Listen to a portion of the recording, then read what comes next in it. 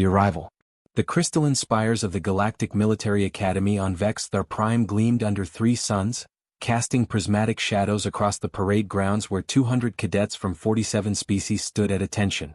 Commander Jurikis, a towering Krelvon with obsidian scales and 4 amber eyes, surveyed the newest class with practiced scrutiny. "You stand here," Jurikis announced, his voice resonating through translation implants, "because your worlds have deemed you worthy. You will be forged into the finest warriors the Galactic Coalition has ever produced." Among the assembled cadets, Cadet Thrixanel of the Aqueous Collective shimmered nervously, her gelatinous form barely holding shape in the gravity field. Beside her, the insectoid Shkar clicked his mandibles in anticipation, his compound eyes reflecting the Academy's grandeur. Near the back stood Velmora, a lithe sylphid whose translucent wings caught the light like stained glass. The commander's expression darkened. "However, there is one species conspicuously absent from our ranks.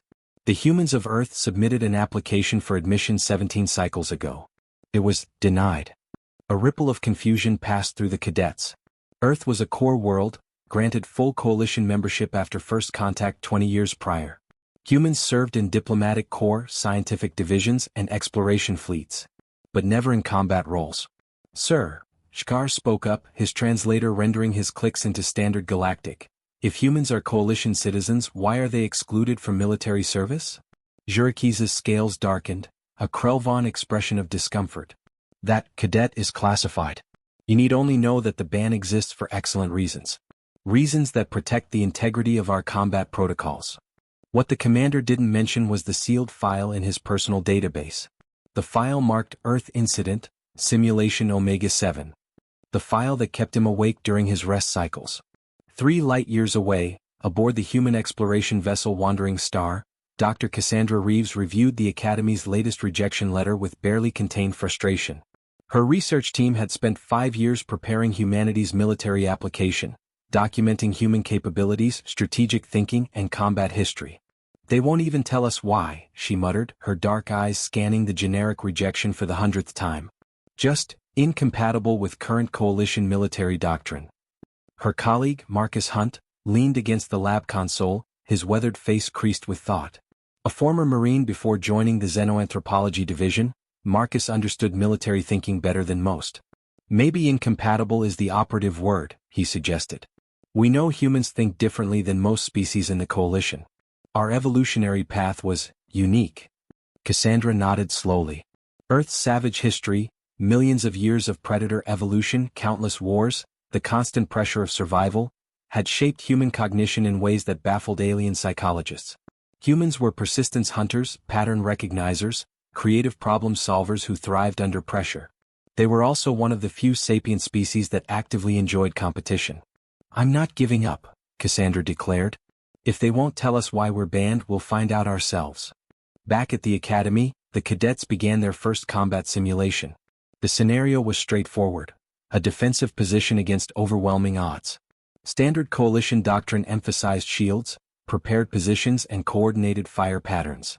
Victory was measured by survival time and resource efficiency. Thrixanael's squad performed admirably, lasting 47 minutes before their shields collapsed. Shkar's team employed innovative flanking maneuvers, extending their survival to 52 minutes. Velmora's group set the class record at 59 minutes through exceptional coordination. Commander Jurikis reviewed the results with satisfaction. Textbook performances exactly as expected. These cadets would graduate as competent officers, serving the coalition with honor and predictability. That evening, as the twin moons rose over Vex, their prime, Jurikis accessed the forbidden file once more. His scales rippled with involuntary anxiety as he read the first line. "Human participants in Simulation Omega-7. Captain Sarah Chin, Lieutenant Dmitry Volkov, Ensign Jamal Foster. Duration of simulation, indefinite.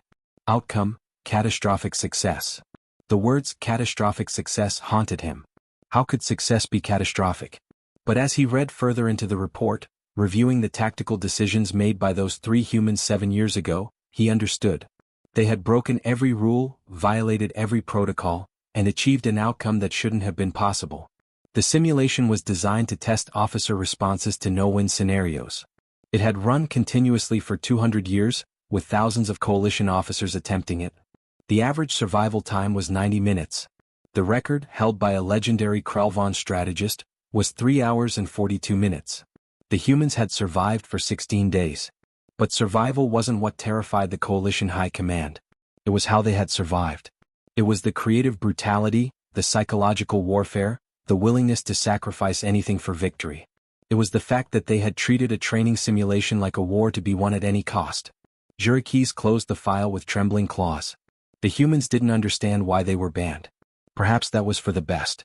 Because if they ever learned the truth, that their species was too dangerous, too unpredictable, too frighteningly effective at warfare, the political consequences could shatter the coalition. Little did he know, Dr. Cassandra Reeves had just received an anonymous message containing a single file attachment. Its name, Simulation Omega-7. The Forbidden Files. Cassandra's hands trembled as she opened the encrypted file in the Wandering Star's secure lab. Marcus stood behind her, his military instincts screaming that they were about to cross a line that couldn't be uncrossed.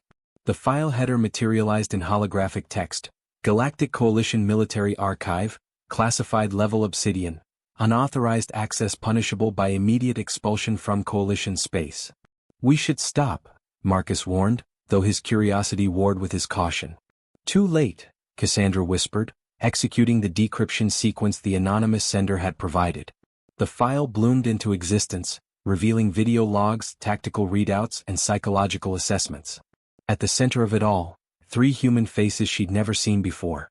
Captain Sarah Chin, her Asian features composed and calculating.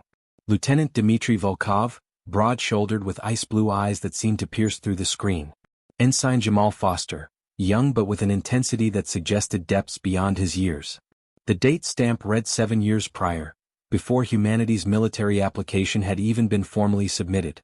This was a test, Cassandra realized, her anthropologist's mind piecing together the implications. They invited humans to participate, then buried the results. The first video log began. Commander Jurikis, younger, his scales brighter, addressed the 3 humans in a briefing room. You have volunteered for Simulation Omega-7, the commander explained. This is the Coalition's premier test of strategic thinking and combat leadership. You will face an impossible scenario with limited resources. The simulation has been attempted by over 3,000 officers from 72 species. The goal is not victory, victory is impossible. The goal is to demonstrate grace under pressure, adherence to Coalition military doctrine, and leadership qualities. Sarah Chen's recorded voice was calm, almost casual. What are the rules of engagement? Jurikis' scales rippled with what the translation software marked as condescending amusement. There are no rules, Captain. Only physics and the limitations of your assigned resources. You will have a company of simulated soldiers, a fortified position, and standard Coalition armaments. You will face an enemy force designed to be overwhelming and adaptive. When do we start? Dmitry asked, his Russian accent thick but his enthusiasm unmistakable. Immediately upon entering the simulation chamber. Standard survival time is 90 minutes. I expect you will perform admirably. The commander's tone suggested he expected nothing of the sort. These were humans, untested, unproven, likely to panic and fail within the first hour. Cassandra fast-forwarded through the initial deployment. The simulation was a masterpiece of military engineering, a vast virtual battlefield where quantum processors generated enemies, terrain, and consequences with perfect realism. The human trio materialized in a crumbling fortress on a barren plateau, surrounded by hostile forces numbering in the thousands. Coalition doctrine was clear. Establish a defensive perimeter, conserve ammunition, coordinate overlapping fields of fire, and survive as long as possible while maintaining unit cohesion and morale among simulated troops. The humans lasted 12 minutes before throwing out Coalition doctrine entirely. This is insane, Marcus breathed, watching the tactical readouts. They're not defending. What are they doing? What they were doing was winning. Hour 1. Sarah Chin divided their forces into 3 units and abandoned the fortress. Fortresses are tombs, she explained to her simulated troops. We're going hunting. Hour 3. Dmitry Volkov led a raid on the enemy supply lines that weren't supposed to exist in a defensive scenario. But the simulation's adaptive AI had generated them for realism, never expecting anyone to target them. The enemy forces began experiencing resource shortages.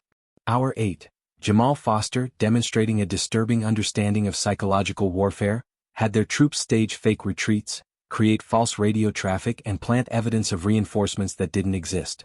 The enemy AI, programmed to respond to realistic tactical situations, began making mistakes.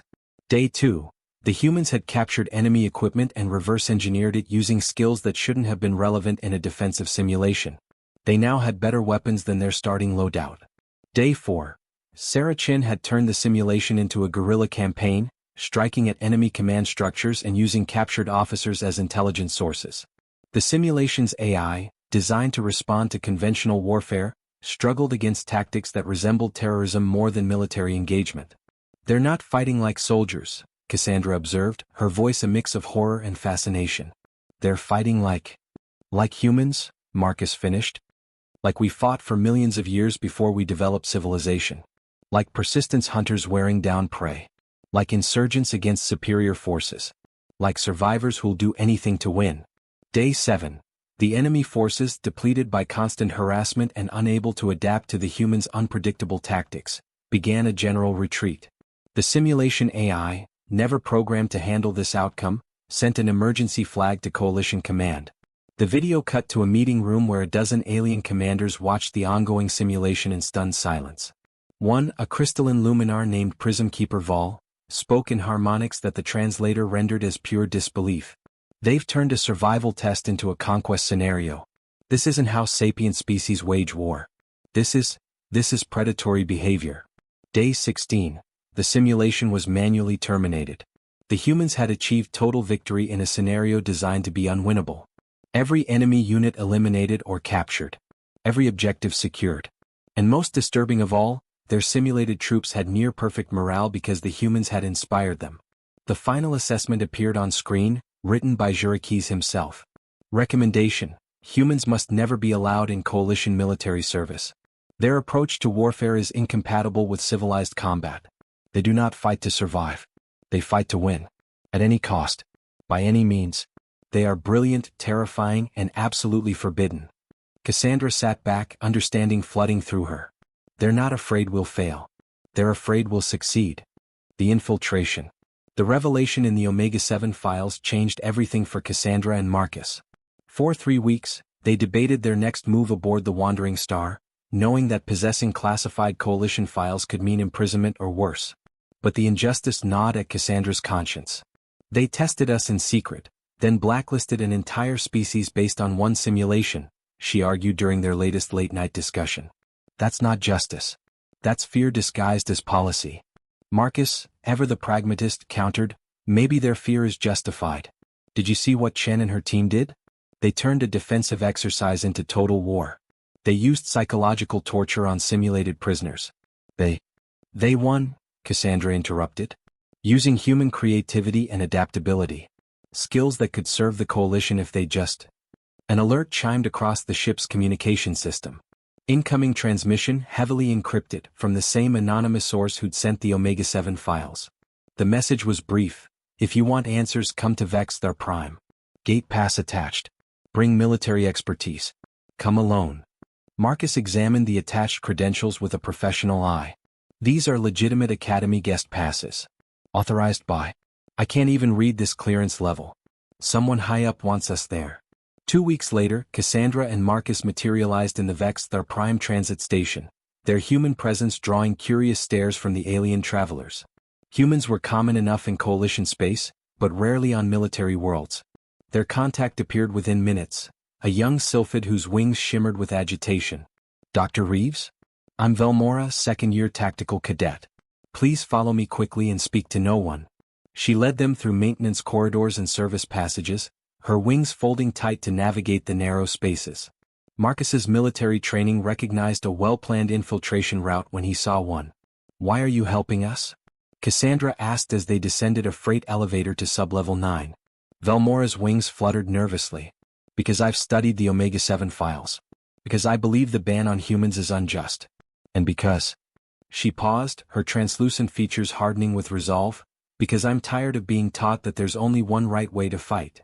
The elevator opened into what appeared to be a decommissioned simulation chamber, its walls lined with dormant quantum processors and holographic projectors. Waiting inside were 5 other cadets: Thrixonel, whose gelatinous form pulsed with anxiety, Shkar, the insectoid, clicking softly, and 3 others Cassandra didn't recognize. "Welcome to the resistance," Shkar said, his mandibles forming what might have been a smile. "Small resistance.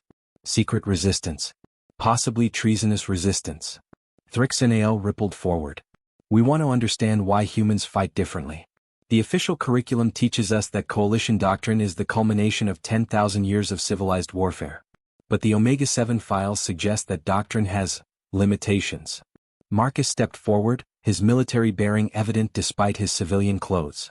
"You want us to teach you how humans would approach your training scenarios?" "More than that," Velmora said.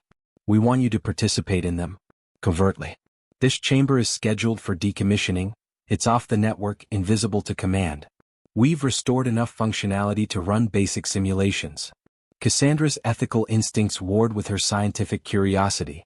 This was dangerous, possibly illegal, and could get all of them expelled or worse. But the opportunity to prove human military value, to demonstrate that the ban was unjust. "What scenario did you have in mind?" she asked. Shkar activated a holographic display showing a familiar setup. A fortified position, limited resources, overwhelming enemy forces. The same scenario the Academy uses for all first-year cadets. "We want to see how you'd approach it." "I'm not military," Cassandra protested. "I'm a xenoanthropologist." "But I am," Marcus said quietly, studying the tactical display with practiced eyes. "Or I was. Marine Corps, 15 years, retired as a master sergeant." He turned to Cassandra. "If we're going to do this, we do it right. We show them exactly why humans think differently about warfare." Over the next 3 hours, Marcus walked the cadets through a tactical analysis that would have made their instructors blanch. He didn't start with weapons or defensive positions. He started with questions. Why are you fighting? What's the objective? Is it survival, victory, or something else?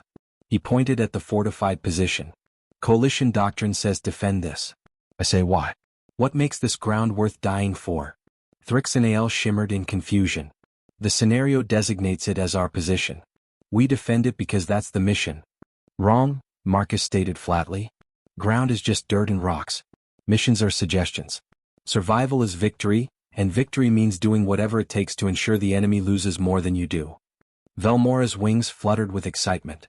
"You're saying we should abandon the position?" "I'm saying you should question every assumption. Who wrote this scenario? What do they expect you to do? Then do something else." For the next 2 hours, Marcus outlined a strategy that horrified and fascinated the alien cadets in equal measure. It involved deception, ambushes, psychological warfare, and tactics that had no names in coalition military doctrine because they'd never been considered civilized. When he finished, Shkara's mandibles clacked thoughtfully. "This is brilliant. Terrifying but brilliant. This is how humans survived on Earth," Cassandra explained. "We didn't evolve with natural weapons or armor. We evolved to outthink our enemies, to persist when stronger creatures gave up, to find solutions others wouldn't consider." Thrixanael's form solidified with determination. "Teach us, please. Teach us how to fight like humans." Marcus looked at Cassandra, who nodded slowly. They were committed now. "All right," Marcus agreed. "But understand this. Once you learn to think like a human warrior, you can't unlearn it. Your perspective on warfare will change forever." The cadets exchanged glances, then nodded in unison. The revolution had begun. The lesson. The decommissioned simulation chamber hummed to life as Velmora and her fellow cadets activated the quantum processors. Marcus stood at the tactical console, his fingers dancing across controls designed for species with very different appendages. "First lesson," Marcus began, his voice carrying the authority of a drill instructor, "is that you're already thinking wrong. You see this scenario as a test to pass. Humans see it as a problem to solve." He activated the simulation. The holographic battlefield materialized around them, the same fortified position that first-year cadets defended for their initial combat evaluation. Rolling hills, limited sight lines, and a fortress with deteriorating shields. "Standard coalition approach?" Marcus asked. Shkar responded immediately, his training evident. "Establish defensive perimeter, coordinate overlapping fields of fire, preserve shield integrity, and maximize survival time while maintaining ammunition reserves at 40% minimum." "Textbook," Marcus acknowledged. "You'll last 90 minutes, maybe 2 hours if you're exceptional. You'll be graded on how well you follow doctrine." He leaned forward, his eyes intense. "Now let me show you how humans would fail this test while winning the fight."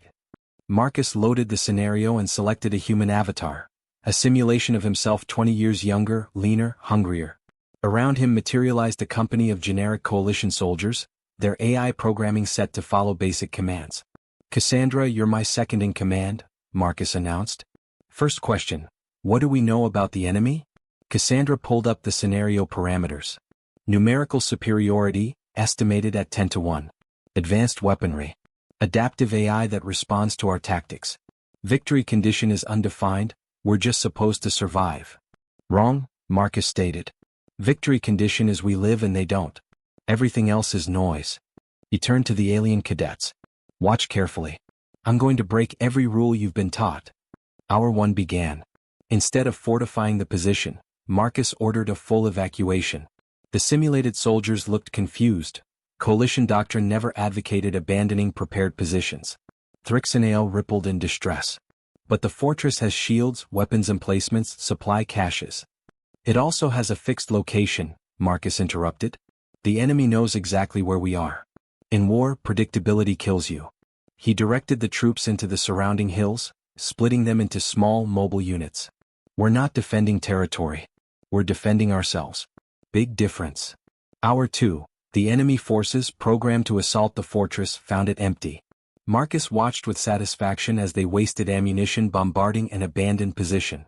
Resource depletion, Cassandra explained to the watching cadets. Every shot they fire at nothing is a shot they can't fire at us. Hour 3. Marcus had his units begin harassment attacks. Quick strikes from unexpected angles, then immediate withdrawal. The enemy AI adapted, sending pursuit forces.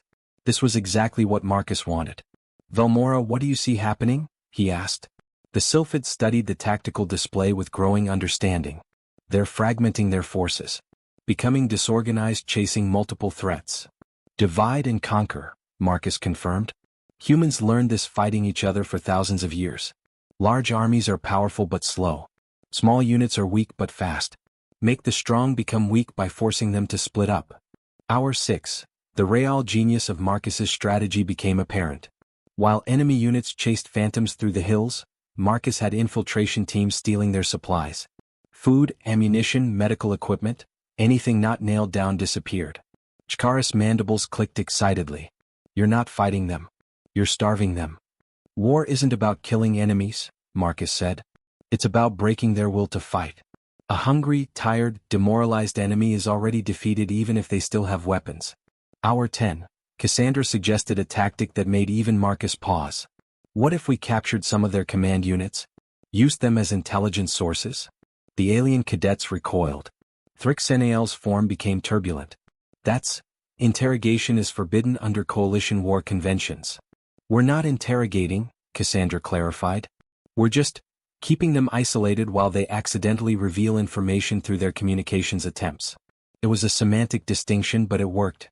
Within 2 hours, Marcus's forces had detailed intelligence on enemy positions, supply routes, and tactical plans. Hour 15. The enemy forces, designed to be overwhelming and adaptive, were adapting to the wrong war. They kept trying to defend their supply lines, protect their commanders, and maintain formation cohesion. All things that made sense in conventional warfare but were liabilities against Marcus's guerrilla tactics. This is beautiful, Velmora whispered, her wings shimmering with wonder. You've turned their strengths into weaknesses. Day 2. Marcus called a pause in the simulation to address the cadets. You see what we're doing differently? We're not fighting the enemy they set. We're fighting the enemy we chose to create. I don't understand, Thrixanael admitted. Marcus pulled up a comparison display. On one side, standard coalition doctrine, rigid, hierarchical, predictable. On the other, human tactics, fluid, opportunistic, creative. Coalition species evolved in relatively stable environments, Cassandra explained, slipping into her anthropologist role. Your wars were formal affairs with rules and expectations. Humans evolved on a death world where everything was trying to kill us. We learned to cheat, to lie, to use every advantage no matter how small. We learned, Marcus added, that there's no such thing as a fair fight. There's only winning and losing. Day 3. The simulation's enemy AI did something unprecedented. It requested a ceasefire to negotiate terms. The program had determined that continued combat was unsustainable and that its forces faced imminent defeat. Marcus rejected the ceasefire and pressed the attack. The alien cadets were shocked. Chikaris' voice carried a note of horror. But they're surrendering. Coalition protocols require. This is a simulation, Marcus interrupted coldly. In reality, I'd accept surrender. But right now, I'm teaching you a lesson about human psychology. We don't stop until the threat is neutralized. Mercy is a luxury you earn after victory, not before. Day 4. Total enemy elimination. The unwinnable scenario. 1. The simulation chamber fell silent as the cadets processed what they'd witnessed. Marcus had done in 4 days what the legendary Krelvon strategist took nearly 4 hours to accomplish. But more importantly, he'd done it in a way that completely ignored everything the Academy taught. Questions. Marcus asked. Velmora spoke first, her voice trembling. If humans fight like this, why wouldn't the Coalition want you in their military? Marcus and Cassandra exchanged a long look.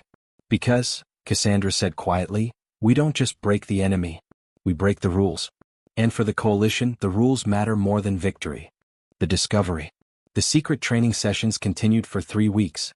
Each night, after official Academy activities concluded, Velmora's group of cadets would slip into the decommissioned simulation chamber where Marcus systematically deconstructed Coalition military doctrine and rebuilt their thinking from the ground up. But their activities hadn't gone entirely unnoticed. Commander Jurakis sat in his private office, reviewing anomalous power consumption reports from Sublevel 9. The decommissioned chamber was drawing energy, not much, barely enough to register, but enough to trigger automated monitoring systems. His scales darkened with suspicion. In 30 years of military service, he'd learned that small anomalies often preceded large disasters. He dispatched a maintenance bot to investigate, expecting to find nothing more than a power relay malfunction. What the bot's sensors detected instead made his blood run cold: human biosignatures. Meanwhile, in the simulation chamber, Marcus was teaching the cadets about asymmetric warfare using historical human conflicts as examples. Vietnam War, he explained, holographic images illustrating his points. Technologically superior force with air dominance, artillery, and nearly unlimited resources faces guerrilla fighters armed with primitive weapons and absolute determination. The guerrillas won. How is that possible? Thrixanel asked, her gelatinous form pulsing with confusion. Because they understood something the Coalition refuses to accept, Marcus said. Wars aren't won by whoever has the best weapons. They're won by whoever wants it more and is willing to sacrifice more to achieve it. Cassandra added context from her research. Humans evolved as persistence hunters. We didn't chase prey until we caught it, we chased it until it died of exhaustion. That same mentality applies to warfare. We don't stop. We don't give up. We just keep coming until the enemy breaks. Chikaris' mandibles clicked thoughtfully. The Coalition teaches that warfare should be efficient, minimizing casualties and resource expenditure. You're saying humans prioritize victory over efficiency? Not exactly, Marcus corrected. We prioritize winning over following the script. Sometimes that means efficiency. Sometimes it means grinding attrition. Sometimes it means doing something so crazy that the enemy can't predict it. To demonstrate, he loaded a new scenario, one the cadets hadn't seen before. It was a space battle simulation, something Marcus had minimal experience with, but he'd spent the past week studying Coalition naval doctrine. Standard approach to fleet engagement? He prompted. Velmora responded, maintain formation cohesion, concentrate fire on enemy flagship, preserve command structure integrity, and execute fighting retreat if outmatched. Marcus smiled grimly. Watch what happens when you throw out those assumptions. He started the simulation and immediately did something that made all the cadets gasp. He rammed his flagship directly into the enemy's largest vessel. You just destroyed your own command ship. Thrixanael exclaimed. I destroyed their flagship too, Marcus countered. And now both fleets are leaderless. But my captains are trained to operate independently. Are theirs? The answer became clear within minutes. The enemy fleet, designed to follow hierarchical command, descended into chaos without their flagship. Marcus's forces, operating on decentralized human military principles, adapted and overwhelmed the confused enemy. This is madness, Shkar breathed. Brilliant madness. The door to the simulation chamber exploded inward.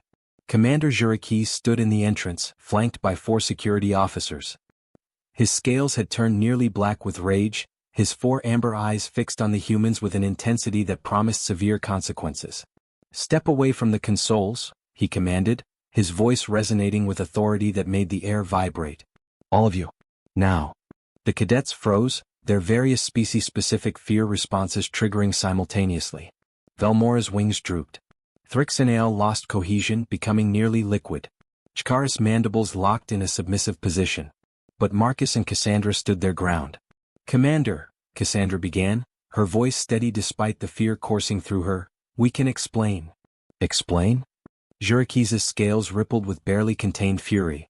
"You have accessed classified military facilities, corrupted coalition cadets with forbidden tactical doctrines, and violated approximately 47 separate articles of the coalition military code." He turned to the alien cadets. "And you? You have betrayed your oaths, dishonored your academy, and sabotaged your own careers." Velmora found her voice, though her wings trembled. "Sir, we only wanted to understand." "Understand what?" Jurikis roared. "Why humans are banned from military service. You want to know why?" He gestured at the simulation displays showing Marcus's unorthodox victories. "This is why. Because they think war is a problem to solve rather than a process to follow. Because they value victory over honor. Because they're willing to sacrifice anything, including themselves, to win." Marcus stepped forward, his military bearing evident. "With respect, Commander, everything you just described sounds like exactly what you'd want in soldiers." The chamber fell silent. The security officers tensed, expecting Jurikis to lash out. Instead, something unexpected happened. The commander's scales shifted from black to a deep, troubled purple. His aggression drained away, replaced by something that looked almost like resignation. "Follow me," he said quietly. "All of you. There's something you need to see." He led them through corridors Cassandra didn't recognize, descending deeper into the academy's classified levels. They passed security checkpoints that registered Jurikis' biometrics and cleared them without question. Finally, they reached a vault door marked with symbols Cassandra's translator couldn't parse. Inside was a small theater with seats arranged before a massive holographic display. Jurikis activated the system, and an image materialized: 3 humans in coalition military uniforms, standing in what appeared to be a memorial chamber. "I'm going to show you the rest of the Omega-7 files," Jurikis said. "The parts that were too classified for general distribution. The parts that explain why the Coalition High Command made their decision."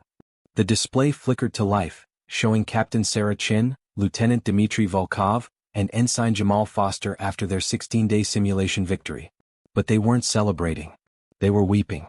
"What you're about to witness," Jurikis continued, his voice heavy with an emotion Cassandra couldn't identify, "is why humans are too dangerous to allow in combat roles. Not because you'll lose, but because of what you'll lose even when you win." The recording began to play, and Cassandra felt her blood run cold as she understood what the commander meant. The terrible truth. The holographic recording showed the interior of a coalition debriefing room 7 years prior. Sarah Chin sat alone at a metal table, her hands clasped so tightly her knuckles had gone white. A Luminar psychologist named Prism Keeper Vol floated across from her, crystalline facets reflecting fractured light.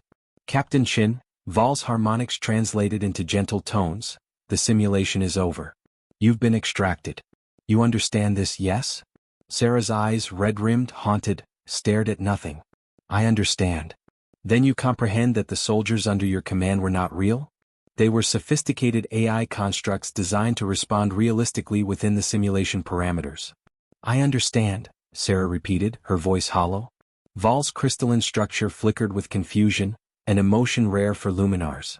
"Then why are you experiencing psychological distress? You achieved an unprecedented victory. Your tactical decisions were extraordinary if unorthodox."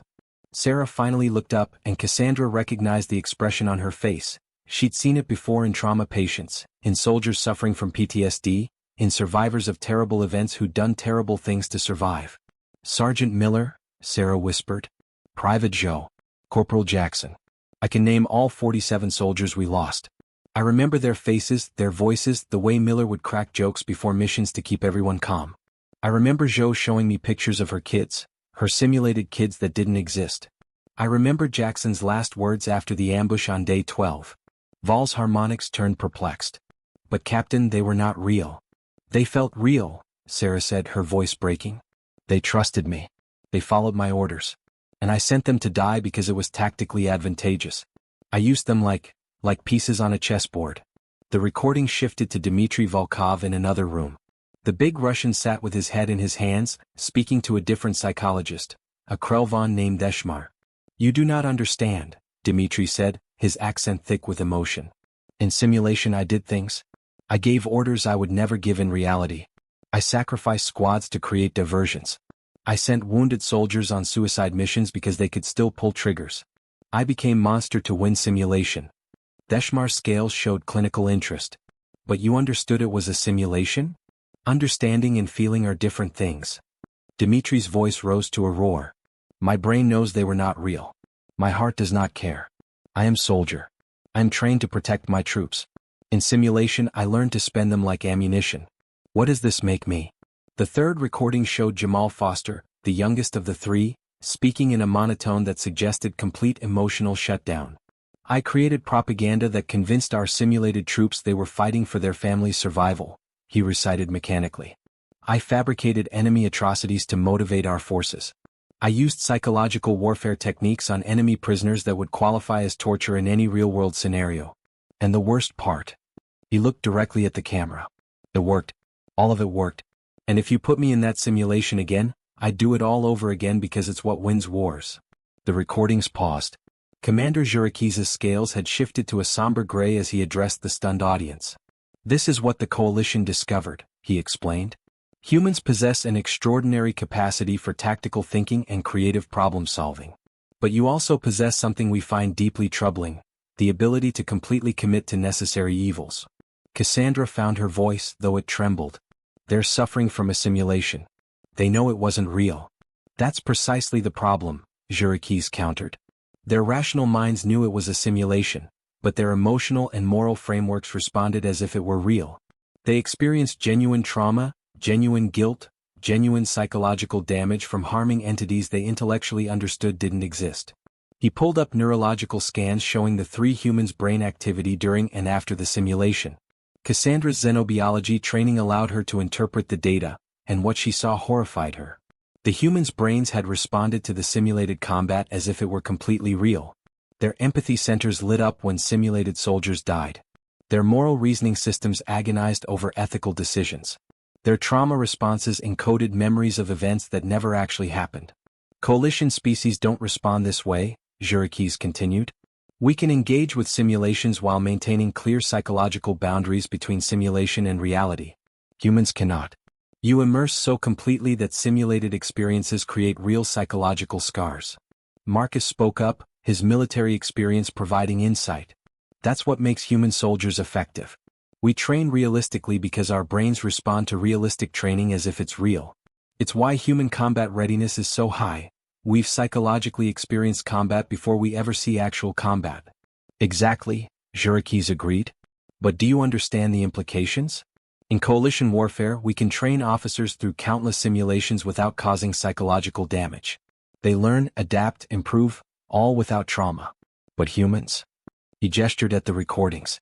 3 humans, 1 simulation, and all 3 required extensive psychological rehabilitation afterward. And this wasn't even real combat. Velmora's wings fluttered with dawning comprehension. "You're saying humans can't separate practice from reality?" "Worse," Thrixanel added, her form rippling with understanding.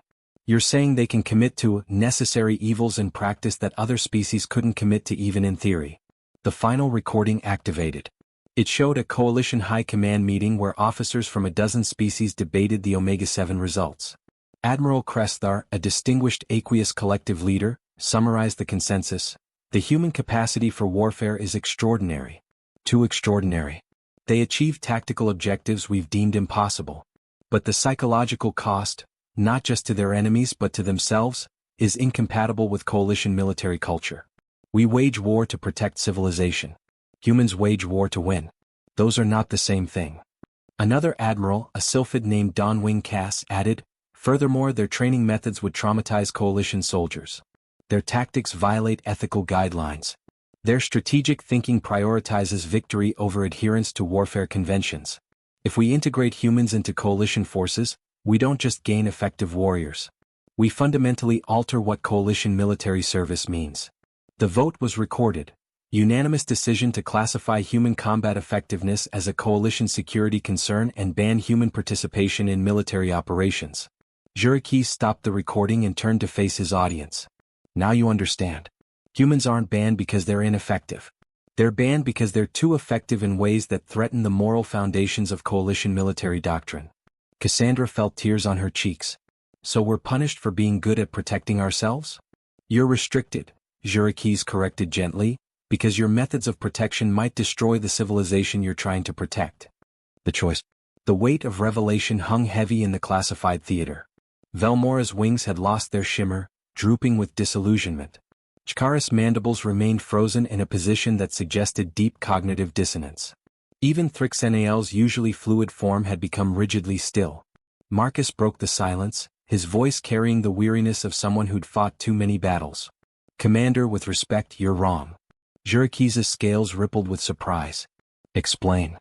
You showed us 3 humans who won a simulation and then suffered psychological consequences because they took it seriously. You presented this as evidence of human unsuitability for military service. Marcus stood, his bearing military straight. I see evidence of exactly the opposite. He gestured to the frozen image of Sarah Chen's tear-stained face. Captain Chen suffered guilt over simulated deaths because she values the lives of those under her command.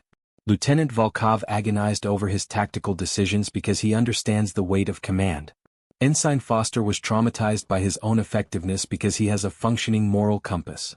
Cassandra joined him, her anthropologist's perspective adding depth. Coalition species can engage in simulated warfare without psychological impact because you maintain emotional distance. But that same distance exists in real combat, doesn't it? You fight efficiently, cleanly, by the rules, but you don't fight with the desperate commitment of someone who knows that losing means extinction. Jurikis' scales shifted to a troubled purple. You're suggesting our emotional restraint is a weakness? I'm suggesting, Cassandra said carefully, that humans learned to wage war on a planet where second place meant death. We carry that evolutionary legacy. Yes, it makes us psychologically vulnerable to realistic combat simulations. But it also makes us absolutely committed to victory when survival is on the line. Velmora's wings stirred with cautious hope. Are you saying the coalition banned humans not because they're dangerous to the enemy, but because they're dangerous to themselves? Partially, Marcus acknowledged. But also because human methods challenge coalition assumptions about civilized warfare. You've built a military culture based on rules, efficiency, and minimal casualties. Human military culture is based on winning at any cost and dealing with the psychological consequences afterward. Thrixenael finally found her voice, her form rippling with questions. But if humans suffer such trauma from realistic training, how do you function in actual combat? Marcus's expression darkened with old memories. We don't function. We survive. We complete the mission, then we come home and spend years processing what we had to do to survive. Earth has an entire medical and psychological infrastructure dedicated to helping soldiers heal from combat trauma. It's not a flaw in the system, it's a feature. We acknowledge that war damages those who wage it, and we take responsibility for healing them afterward. A new voice entered the discussion. An interesting perspective, if troubling. Everyone turned to see Admiral Cressler herself entering the theater, her aqueous collective form shimmering with bioluminescent patterns that suggested deep contemplation. Commander Jurikis immediately snapped to attention. Admiral, I can explain? Cressler's form rippled with what might have been amusement. I know exactly what's been happening, Commander. I've been monitoring this situation since the power anomalies were first detected 3 weeks ago. The cadets paled, or exhibited their species equivalent reactions. They'd been discovered from the beginning. I've reviewed your training sessions, Dr. Reeves, Mr. Hunt, the Admiral continued. I've watched you teach coalition cadets to think like human warriors. I've seen the tactical improvements in their simulation performances, and the concurrent deterioration in their adherence to coalition doctrine. Cassandra's heart sank. Admiral, we were just forcing the coalition to confront an uncomfortable truth, Cressler interrupted. 7 years ago, we banned humans from military service because the Omega-7 results terrified us. We saw humans wage simulated warfare with a creativity, ruthlessness, and effectiveness that challenged everything we thought we knew about combat. Rather than examine our own assumptions, we classified the results and pretended the problem didn't exist. She flowed toward the holographic display, her form briefly merging with the image of the devastated human officers. But problems don't disappear through classification. And now, thanks to your unauthorized training program, several of our brightest young officers have been exposed to human tactical thinking. They can't unlearn what they've learned. Their perspective on warfare has been permanently altered. Chikara's mandibles clicked nervously. Admiral, are we being expelled? Worse, Cressler said, her bioluminescence pulsing with what might have been humor. You're being promoted to a new program. An experimental program. One that will either revolutionize coalition military doctrine or confirm that human warfare methods are incompatible with civilized society. She activated a new holographic display showing a facility designation. Coalition Advanced Warfare Studies Initiative, Classified Level Obsidian. The Coalition High Command has been debating this decision for 7 years, Cressler explained. Do we maintain our ban on human military participation, or do we attempt to integrate human tactical thinking into our doctrine in a controlled manner? Your unsanctioned training sessions have forced our hand. We're going forward with integration. Jurikiza's scales showed shock. Admiral, the psychological risks are significant, Cressler agreed. Which is why this program will be entirely voluntary and will include extensive psychological support infrastructure based on human models. Dr. Reeves, we'll need your expertise in xenopsychology to help non-human species process the cognitive dissonance of adopting human warfare methods. Mr. Hunt, you'll serve as primary tactical instructor. Marcus and Cassandra exchanged glances. This was larger than they'd imagined. What about the cadets who participated in our unauthorized training? Cassandra asked. They'll form the first class of the new program, Cressler stated. Along with the 3 human officers from Omega-7, who've spent 7 years in psychiatric rehabilitation and have finally been cleared for limited duty. The holographic display shifted, showing current images of Sarah Chin, Dmitry Volkov and Jamal Foster. They looked older, wearier, but their eyes held something new, a kind of hard-won wisdom. Velmora's wings began to shimmer again with cautious optimism. You're saying we can learn human tactics? Officially? With safeguards, the Admiral emphasized. Mandatory psychological evaluations. Trauma counseling. Clear boundaries between training and reality. And most importantly, the freedom to withdraw from the program at any time without prejudice. She turned to Marcus and Cassandra. Humans wage war in ways we find uncomfortable because you evolved in conditions we find horrific. But perhaps there's wisdom in discomfort. Perhaps the coalition has become too comfortable with warfare as a formal exercise. Perhaps we need to remember that war should be uncomfortable, should carry psychological weight, should be a last resort rather than a strategic option. Thrixenael's form pulsed with understanding. You're not just integrating human tactics. You're integrating human values about warfare. Precisely, Cressler confirmed. The coalition has fought wars efficiently for 10,000 years. But we've never fought a war where losing meant species extinction. Humans have. And in a galaxy where existential threats may emerge, perhaps we need warriors who understand that kind of desperation. Commander Jurikiza's scales had shifted to a contemplative blue. This will change everything about coalition military culture. It will, the Admiral agreed. Which is why it must be done carefully, ethically, and with full transparency about the psychological costs. Humans aren't forbidden anymore, Dr. Reeves. But they're not unrestricted either. We're attempting something unprecedented, teaching species who evolved in peace how to think like a species that evolved in constant war, while maintaining the psychological health of all involved. She extended a tendril toward Cassandra and Marcus. Will you help us navigate this path? Cassandra looked at the young cadets who'd risked everything to learn, at the images of the traumatized human officers who'd sacrificed their peace of mind to prove human worth, at Marcus who'd spent weeks teaching aliens to think like soldiers. On one condition, Cassandra said. We do this honestly. No more classified files, no more buried results. If coalition species are going to learn to fight like humans, they deserve to know the full cost, including the psychological scars we carry. Agreed, Cressler said. Marcus added his own condition. And humans train alongside coalition species as equals, not as curiosities or weapons. We share our tactical knowledge and you share your ethical frameworks. Maybe together we can create a military doctrine that's effective without being psychologically destructive. That, the Admiral said, her bioluminescence brightening with genuine hope, is precisely the goal. As the group departed the classified theater, Velmora flew close to Cassandra and whispered, "Thank you for showing us that different doesn't mean wrong." Cassandra smiled. "And thank you for reminding us that effective doesn't mean ethical. Humans need that perspective too." Above them, through the transparent dome of the Academy, 3 suns set over Vex, their prime, their combined light creating colors impossible in Earth's single-sun sky. In that alien sunset, Cassandra saw the future, humans and aliens learning from each other, uncomfortable truths leading to uncomfortable growth, and the slow, difficult work of building something better than what either species could create alone. The ban on humans and warfare hadn't been lifted. It had evolved into something more complex and more hopeful, a partnership based on mutual respect, shared vulnerability, and the understanding that sometimes the most important lessons come from those who fight differently. In the end, humans weren't forbidden from coalition war games because they were too dangerous. They were forbidden because they were too committed, too psychologically invested, too willing to carry the weight of necessary evils. And now, perhaps, that commitment could become the coalition's strength rather than its fear. The story ended not with victory but with possibility. And in the galaxy's vast complexity, possibility was victory enough.